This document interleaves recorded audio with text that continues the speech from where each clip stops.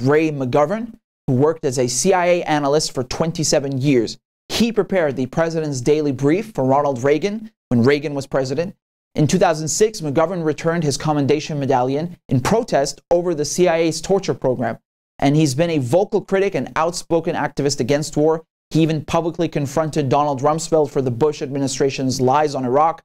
On another occasion, he was severely beaten for turning his back in silent protest to then Secretary of State Hillary Clinton. He's appeared on virtually every major news network, as well as numerous other radio, TV shows, and documentaries. In recent times, he's even grown his beard in solidarity with political prisoner and journalist Julian Assange. Thanks for coming on the program, Ray. It's great to have you. Just to start out, why do you think the war in Afghanistan was such a failure? You recently wrote an article for antiwar.com discussing this, and you've offered several explanations. What are they, and why was this withdrawal compared to Saigon? Well, the activities and the events speak for themselves.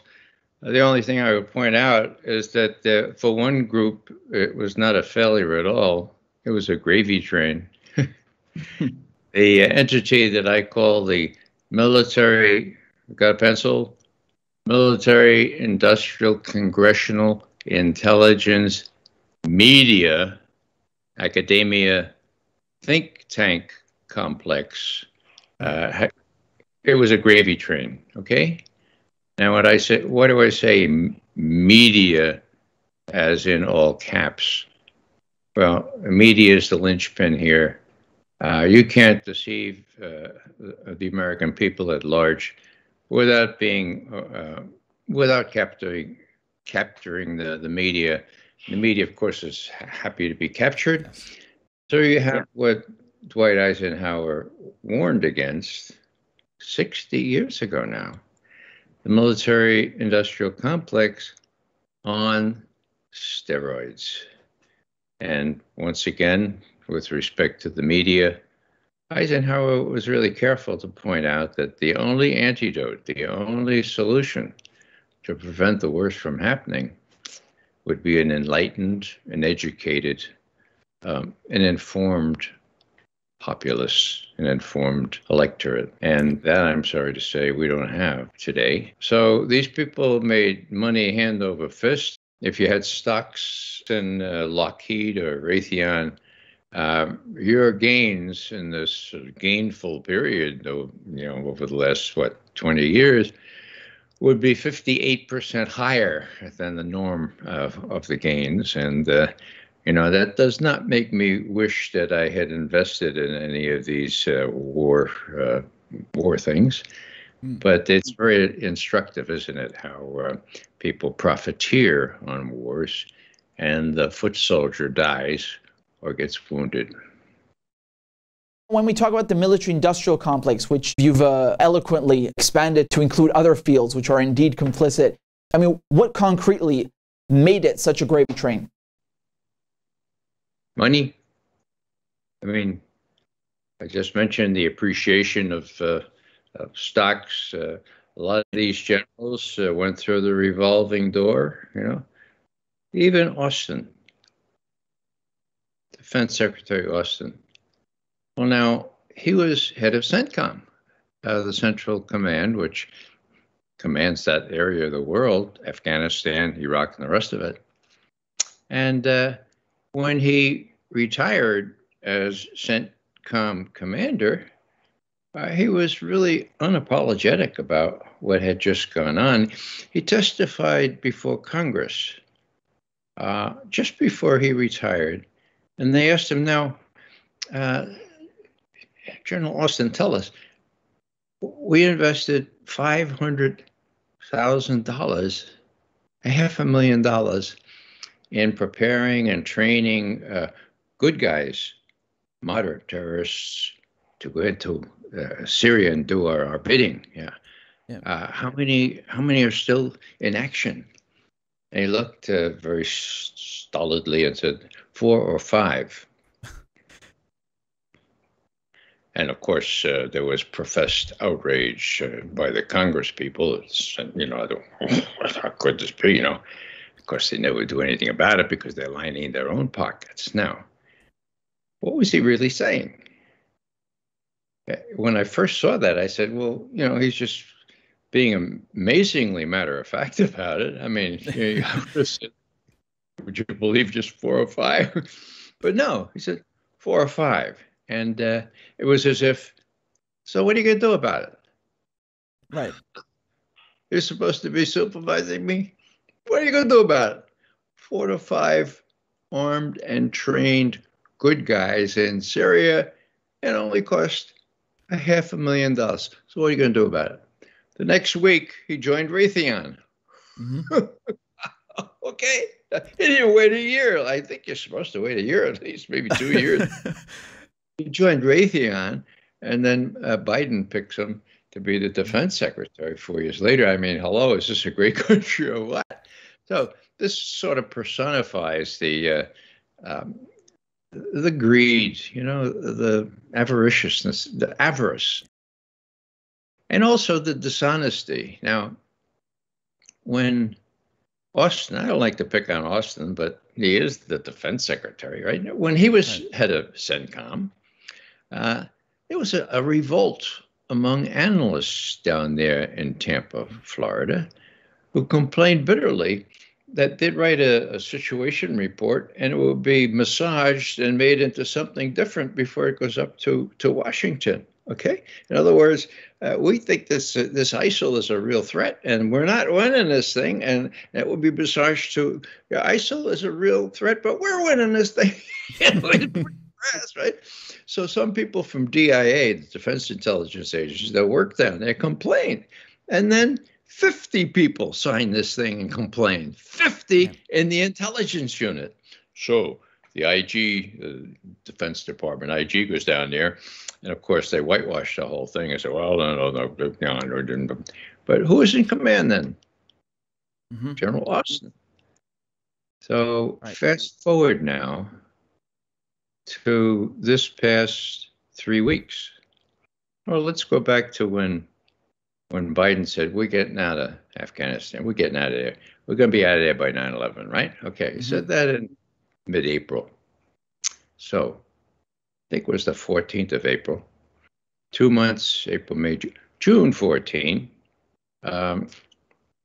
General McKenzie, head of CENTCOM, announces we're pulling all our air support out of Afghanistan. We're not going to do any close air support anymore. And the only thing that would persuade me to reintroduce air support if there were an attack on our homeland or on the homelands of our allies. It's the only thing. Otherwise, we're out of there. 14th of June, right? Yep. 2 weeks later, the 1st or 2nd of July, in the middle of the night, the biggest air base ever, Bagram, is everybody gets out of town on the cover of darkness without even letting the local... In the middle of the night. You know? Okay. So what's my point? My point is this. What did they expect, for God's sake? The only thing that was keeping the Afghan army in operation was the close air support. Anytime they were attacked by the Taliban, when they call it, and the U.S. would do their bidding. So here on the 14th of June, the head of CENTCOM says, no, we're not going to do air support anymore. And then 2 weeks later, he makes good on that promise by taking all his troops as many planes as they could out of Bagram Air Force Base. Okay. So you're a Taliban, right? Or you're an Afghan army officer or province leader. And you say, I think I'll switch sides. And of course, there have been all kinds of deals being made for the previous years, actually. So they did switch sides. Taliban comes in, and before you know it, last Sunday, they control the whole country, or almost the whole country. They come into Kabul. So what's my point here? Well, let's take General Austin as head of CENTCOM. Let's take General McKenzie, head of CENTCOM. Now, I have several friends who have very good relationships with people at very high levels in the Pentagon, okay? They know about the generals, they know about the admirals.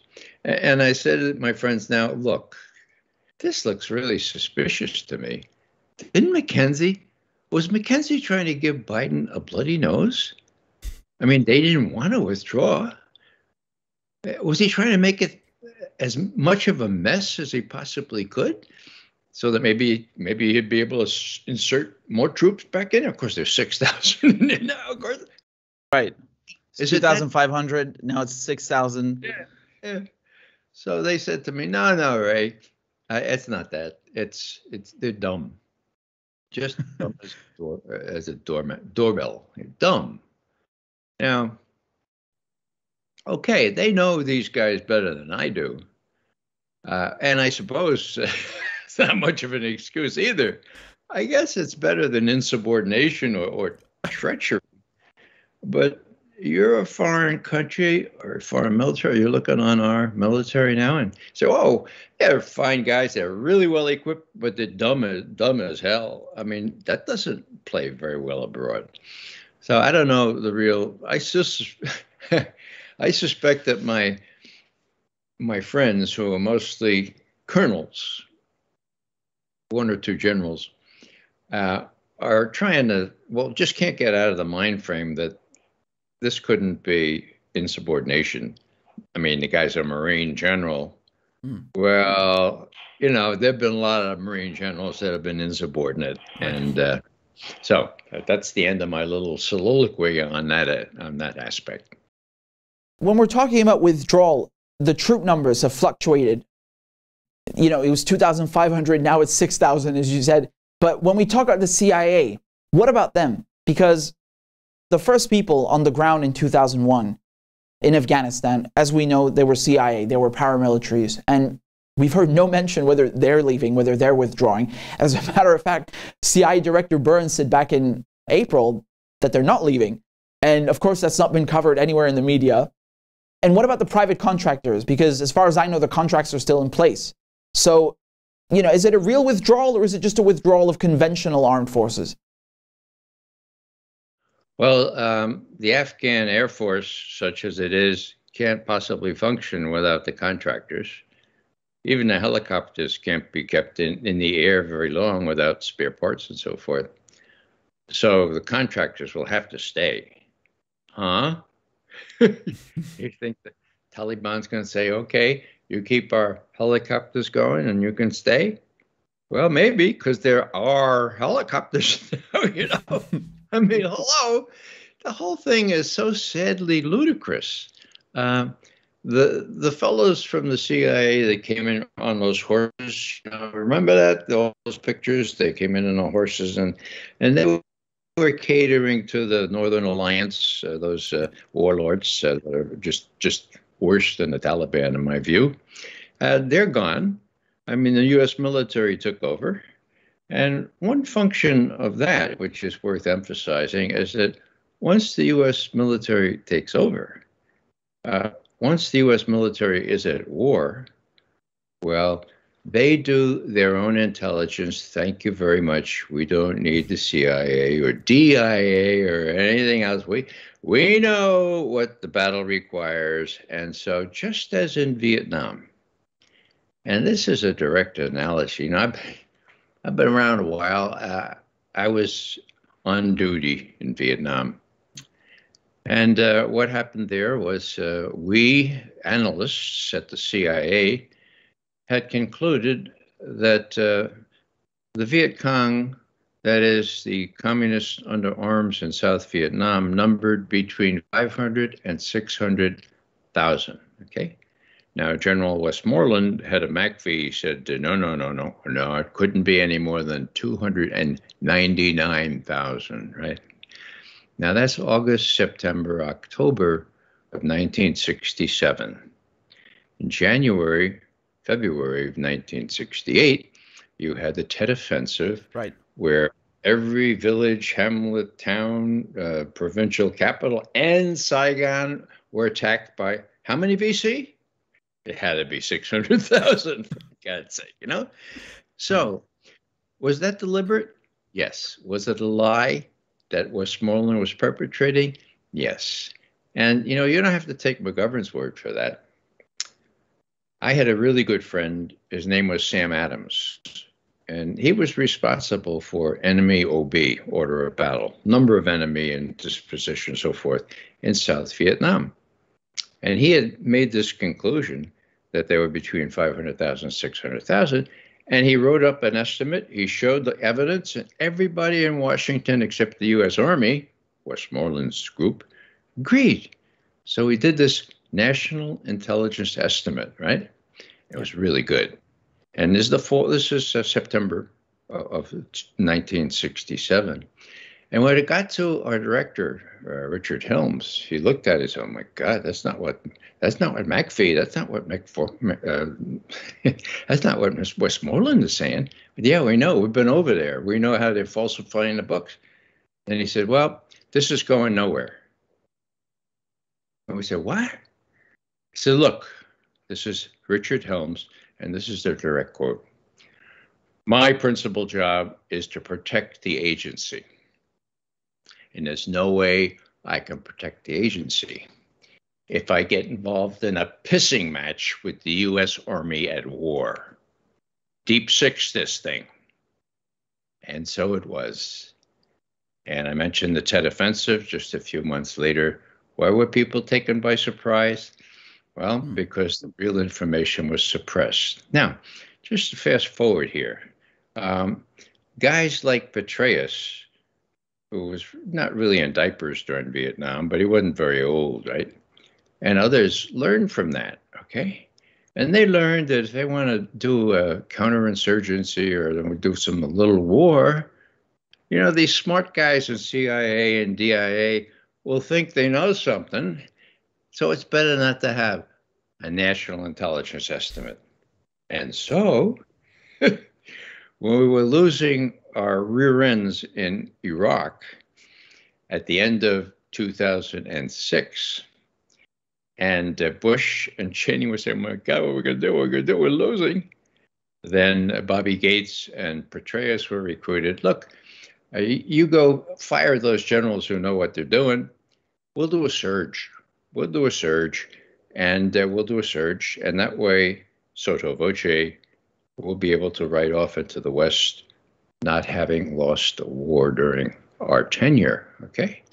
Now, did that work out? Well, it sure did. What did it cost?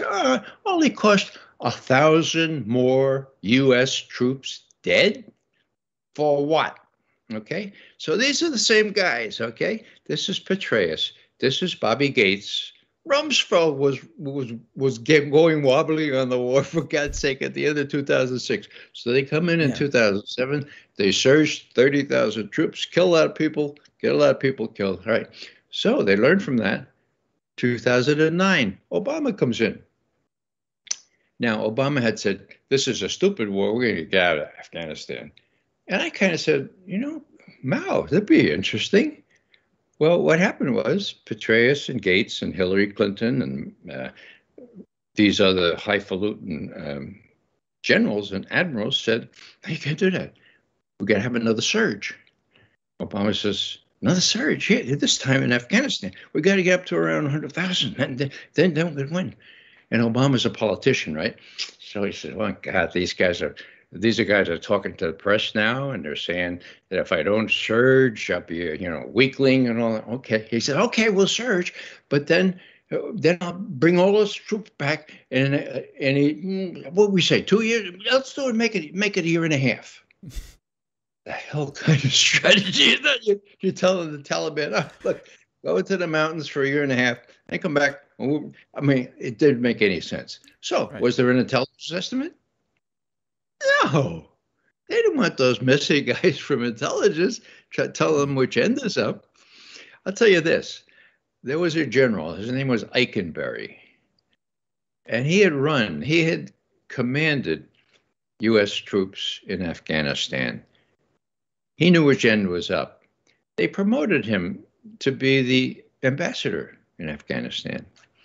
And we know because 2 very informative cables were leaked from Eikenberry's pen, which said, look, this is really a big decision. I'm not sure you're getting good advice. We need a national intelligence estimate. We need to get all these factors before you do something stupid. Mm-hmm. And guess what? Petraeus and Hillary just intercepted those cables. And what did Eikenberry do? And this speaks volumes. He came back to Washington and lobbied Congress for the course of action that he knew would fail, that he had warned very articulately would fail. Where is he now? Oh, he's got a cushy job out at Stanford. He's a distinguished professor of I don't know what, okay? So that's the way it works. That's why it's the media academia think tank complex as well. These people take care of themselves. I mean, that was a really bad example of how you cave when you get outmaneuvered, how you refuse to tell the truth, how you prostitute yourself for the cause, and even lobby Congress for a course that you know has no end. And we've seen what kind of end it has these past few weeks. Yeah, it's shameful. You know, it reminds me of George Tenet before Iraq, right? So they produced this NIE, which was done, I think, in 2 weeks and just full of bad intel. And he ended up resigning because of it, right? It's scandalous. But Ray, having spent so much time in the CIA and knowing all these things, not only about Afghanistan, but Vietnam, Iraq, and seeing this withdrawal take place, how do you view the CIA's role in this war and in everything that's happened in the last decades? Yeah, you see, we're the sole exceptional country in the world. Actually, we're indispensable. And so we never read Rudyard Kipling, which I'm going to do very briefly right now, okay? It is not wise for the Christian white to hustle the Asian brown, for the Christian riles and the Asian smiles, and he weareth the Christian down. At the end of the fight lies a tombstone white with the name of the late deceased. And the epitaph drear, a fool lies here who tried to hustle the East. Now, there were people at CIA, analysts. We're talking about analysts. We're talking about the real reason Truman set up the CIA, not to overthrow governments, but to tell the president what's going on. We tried to tell Lyndon Johnson what was going on, but as I just indicated to you, even our top brass was chicken to tell him this was a fool's errand, okay? Now, he learned in Tet, and just 1 month after Tet, he said he wasn't going to run for president again. So these things have their political consequences as well. Now, when I left the agency, the politicization, which is the cardinal sin in intelligence, if you're going to have intelligence, and this is what Truman had in mind, he said, look, I'm going to set up this analysis group. You're going to report to me, okay? You're not going to report to the State Department. You're going to report to the Pentagon, which is telling me that the Russians are 12 feet tall. I know they're not 12 feet tall. The State Department says they're only 6 feet tall. I want to know what you think, and I give you career protection for telling me what you think, okay? That's why I joined the place. I mean, my God, that's heady stuff. You have a direct line to the president, and you can analyze all this stuff, get access to all kinds of information. Most of it, by the way, is open sources, but then you can make your judgments and you can tell the president what you think. Now, as I began to exit the CIA, having briefed presidents and high counselors and so forth, actually I was the president's daily briefer during Ronald Reagan's first term from 81 to 85. I seldom saw Reagan because he usually slept in, but but I saw his Secretary of State, Secretary of Defense, Chairman of Joint Chiefs of Staff, Vice President Bush, and the series of national security advisors that he had, half of whom ended up in jail. Okay, so anyhow, I know how it works, and it was just really hard to see that some of the stuff that was going on, particularly on Soviet analysis, which happens to be my cachet, my bag. I'm embarrassed to tell you that I've been following Russia and the Soviet Union for 60 years now, since I majored in Russian in college. But when I saw that Bill Casey, the head of the CIA during Reagan, and Bobby Gates, who in the 70s worked for me, he was not my protege, nor was I his mentor. Anyhow, when I saw them telling the president, look, Gorbachev, he's a commie. He's just a more clever commie than Brezhnev or those other guys. So beware. Communist Party of the Soviet Union will never, ever give up power without a bad struggle. Now, I was in touch with a lot of guys that I knew, some of whom I trained, and were watching it in a more objective way. And so my treat was to be able to go in to see Secretary Shultz, who had his head on screwed right, who had his head screwed on right, okay? And when he asked me about these things, I would say, well, this is my personal opinion, but I've been with this issue for 40 years or so. And he was open to Gorbachev, and we know what the result was. He finally was able to persuade Ronald Reagan not only to do some really good strategic arms limitation work, but to destroy a whole class of weaponry, right? Medium range and lower range, intermediate nuclear forces, which are already in place. Pershing IIs in Western Europe and SS-20s all throughout the Soviet Union. They were destroyed under UN supervision. I mean, I never would have thought it possible, but right. That's the kind of person Gorbachev was, and that's the kind of person that Schultz and Bush were able to be flexible enough to conclude that treaty. Of course, that treaty is up in smoke now because Trump got out of it, as Bush got out of the anti-ballistic missile treaty, which really was the cornerstone for strategic stability since 1972. And I'm really happy to be able to tell my grandchildren I was there, right? I was in Moscow in 1972 at the signing, not only of that agreement, the ABM treaty, but the interim agreement on offensive forces, which was equally powerful, okay? So these things can be done, but when they're undone, the only people that profit are the, what I call the Mickey Mat, the military, industrial, congressional, intelligence, media, academia, think tank complex. It's real, and media is the cornerstone. Speaking of the media, do you think it's a coincidence that there's no negative coverage of the war, but there is negative coverage of the withdrawal? No, I don't think that's a coincidence. I have very few good things to say about the Washington Post. Actually, only one. And that is that almost 2 years ago, they printed Craig Whitlock's Afghanistan papers. My God.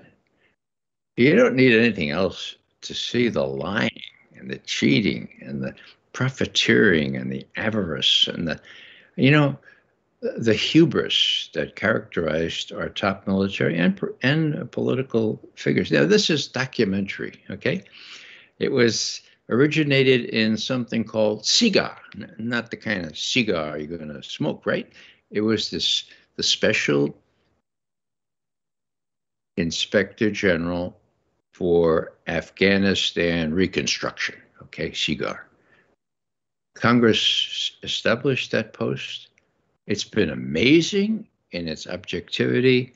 It characterized and chronicled all this stuff, and somebody in their right mind gave it to the Washington Post. So if anybody listening or watching here would want to know what's really going on, just look up Craig Whitlock, the Afghanistan papers, and you'll see what a charade it was. Actually, not sure. Charade is nice. I mean, it was a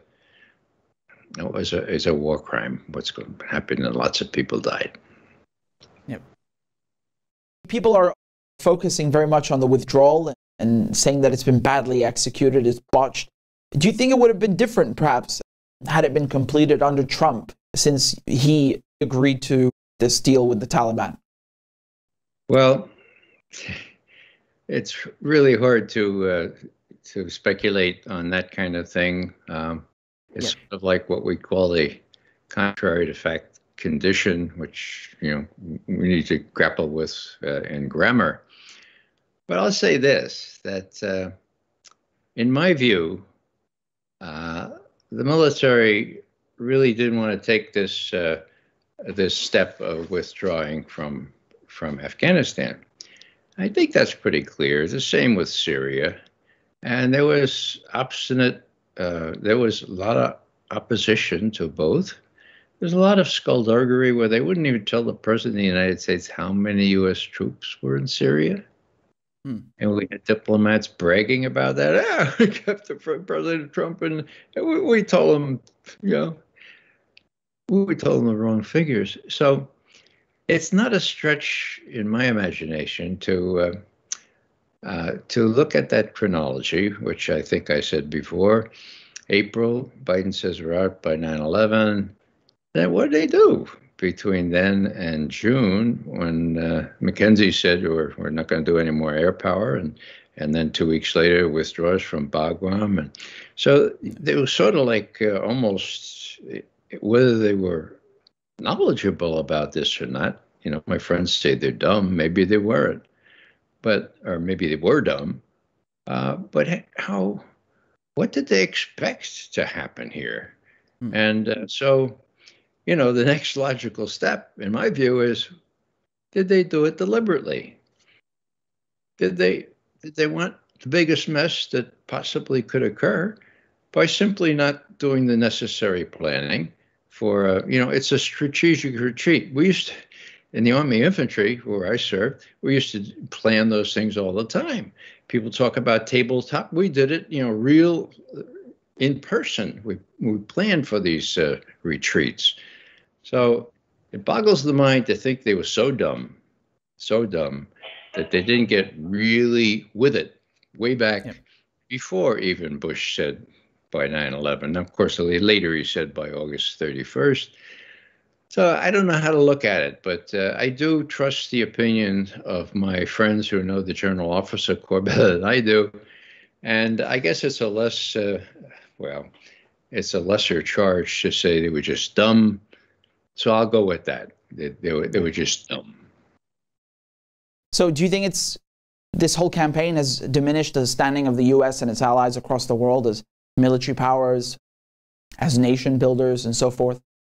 Well, it was avoidable, of course. It was perpetrated for the wrong reasons. Everything is obvious now. So certainly, this is what I'd call a liminal moment. Liminal meaning threshold. We're in a new era now. It's almost as important as 9/11, I would suggest, where all those videos are circulating around the whole world. Here's a specific. 6 days ago, on Sunday, there were 3 Luftwaffe, the German Air Force, okay? Right. 3 great big Airbus type things circling Kabul airport. Now, those of you who have seen the videos saw these little dots all over the runways, and those were people. And so the Germans were circling around. They couldn't land because there were people there, and they didn't want to land on people, right? Okay. Yeah. Now, what does that say? They had to go back. They ran out of fuel. They had to go back to Uzbekistan, refuel and all that. Now, the German people know about that. German people don't know that a week before, some German aircraft took what was left of the beer and the spirits that were left in the embassy and other German compounds back to Germany. They repatriated the beer and the spirits, not so much the people. Now they're finally getting access to to the air. But my God, you know, that's a black. I mean, hello, when you send planes down and then you can't land because there are people there. Well, who's supposed to keep the people off the runways? Didn't we have a couple thousand people there to do that? Well, apparently not. So here's a sort of a tangible kind of thing that will remain, I think, in the minds of Germans who will say, well, you know, these guys have really, really sophisticated weaponry, but they're pretty dumb. And Ray, just as a final question, you know, the war on terror, they use this as a pretext, not only for Afghanistan, they used it for, you know, a whole slew of countries. So when you look at the last 20 years and this campaign of foreign intervention, what are your thoughts on all of this? And not just as a former CIA man, but also as an American. Well, to its credit, the intelligence community had done some good analysis on what sparks terrorism, okay? And Muslim terrorism in particular. And, you know, it's not a hard thing. It was a no-brainer. The name of the country was Israel. Now, when I mention that in polite company, people start getting very nervous. But, you know, here's a little vignette, right? Khalid Sheikh Mohammed, the brains behind 9/11. Okay. Right. Now, when the 9/11 Commission was doing its job, and I know some of the people on there, young people mostly, and they're trying to figure out, you know, why did they do this terrible thing, 9/11? And then all of a sudden, the news broke, Washington Post in the morning, they got the mastermind. They got Khalid Sheikh Mohammed. Yay! So, as reasonable people would do, they went to the CIA and said, ask him why he did it, would you? Please ask him why he did it. You know, we know that he studied, he actually has an engineering degree from North Carolina University at Greensboro. Maybe he had an affair of the heart there. Or maybe they call him a towelhead. He must have really. So, here's the 9/11 report. Right? Okay. You go to page 147. Here's what it says. Khalid Sheikh Mohammed's animus toward the United States stemmed not from his experience there as a student, but rather from his violent disagreement with U.S. foreign policy favoring Israel. I don't know why the media didn't pick this up. It's right there, page, what was it, 147, okay? And, you know, it even refers, he says, you know, Khalid Sheikh Mohammed had a nephew. His name was Ramzi Youssef. And actually, he was one of the perpetrators of trying to knock down the Twin Towers in 1993. Right. And when he was, even before he was caught, he bragged about how he did this because of U.S. foreign policy favoring Israel. Okay? So, this is sort of something that you can't say in polite company, but George Bush was very much entwined with Ariel Sharon, the prime minister of Israel at the time. And the most vivid explication of this was from General Brent Scowcroft, who was National Security Advisor for Reagan and for George H.W. Bush. And he said, you know, Ariel Sharon has our president, W., has our president mesmerized. He's got him twisted around his little finger. Now, was Scowcroft out in the woods when he said that? No. He was chairman of the President's Foreign Intelligence Advisory Board. So he had all the information. Yeah. He knew what had happened. So the unconscionable, the very palpable influence of Israel plays in all this, okay? Not only 9/11, but take a look at Syria. Now, people say, what are we doing in Syria? Is Syria a threat to the United States? I said, no. So what are we doing there? Well, as I tried to explain with respect to Iraq, it was three things. I used an acronym, OIL. John Stewart said, McGovern, you're violating the rules for acronyms. You can't have one letter indicating one of the things. I said, that's all right. I did it. Okay. Oil, Israel, and logistics, OIL. Logistics being the permanent military bases that we coveted in Iraq. We're getting kicked out of Saudi Arabia, okay? So people argue, it wasn't oil, or it wasn't so much oil. It was, some people say it was all Israel. Well, you can't dissect it. It was all three, okay? Now, how about Syria? Oil? Nah, well, we got a little bit of oil. Just a little, yeah. Logistics? Well, we got a little slice of it. Israel? 95% is Israel. Now, again, you don't have to believe McGovern.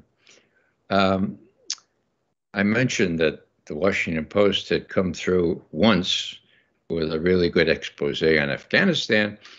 The New York Times, believe it or not, came through once with a good expose on what Israel's aims are with respect to Syria. What happened was this. It was early September 2013, and all hell was breaking loose because it looked like Obama was going to be mousetrapped into attacking Syria with U.S. armed forces. Okay, why? Because of a false flag sarin attack outside Damascus, blamed on Bashar al-Assad, but really due to the rebels. Okay, so a woman named Jody Ruderman, who was actually she was the New York Times bureau chief in Jerusalem. To her credit, she went and talked to very senior Israeli officials and said, what's your preferred outcome in Syria? And among them was Alon Pincus. He's still around. He's still writing things. He was the previous consul general in New York, so a pretty senior guy. He says, well, now, Jody, this doesn't sound very humanitarian, but our preferred outcome in Syria is no outcome. Jody, traduisez, s'il vous plaît? I mean, no outcome? Well, the way we look at it is kind of a playoff game where you don't want one side to win and you don't want one side to lose. We'd rather they hemorrhage each other. We'd rather that Sunni and Shia just hemorrhage blood from one another, because that way, quote, Israel has nothing to fear from Syria, end quote. Okay, now, wonder of wonders, Jody Ruderman filed that story, and on the 6th of September, 2016, it became the lead story on page 1 of the New York Times. Now, how do I explain that? Well, I'm from New York, and I know how high-level muckety-mucks go out to the Hamptons to drink martinis for Labor Day and usually slough off into the rest of the week. So the censors were probably sipping martinis in East Hampton or playing a round of golf where I used to caddy, and she got that thing through. Look it up. September 6, 2013. This is what the Israelis said, okay? And that's how they look at Syria. As long as it's Bedlam in Syria, you can't get arms through to Hezbollah. You can't do much, you know. So anyhow, Israel is a very important factor here, and it's not to be discussed in polite company, but But we could do that here because we can be impolite, right? Yes. Absolutely. Yeah. My mother is Syrian. I'm born in Damascus, but you know, my mother's side is Christian. Actually, you know, it's a minority in Syria. So it's everything what you just said. Really, it's exactly the equation. You know, it's all about stopping, as you said, arms going to other, you know, various factions and resistance movements. And as you said, they want to keep it in chaos. I think prolonged chaos. It's really no outcome is the best outcome. That's that's it. Keep the U.S. engaged. You know, how you know how we justify having armed forces in the north part of Syria stealing what little oil the Syrians have. I mean, you know, nobody knows about this. I guess that's not how we justify it, but how we get away with it. That's it. So this is an important factor. It's not the only factor, obviously, but you ask why the Muslims hate us. Well, look what they suffer. Look what 7.5 million Palestinians suffer. Not only the ones in the West Bank or Gaza, but the ones that were driven from their homes and in our foreign countries.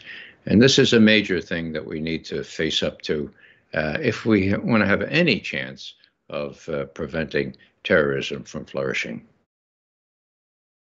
Ray McGovern, thanks so much for coming on the program. It was great speaking with you. You're most welcome.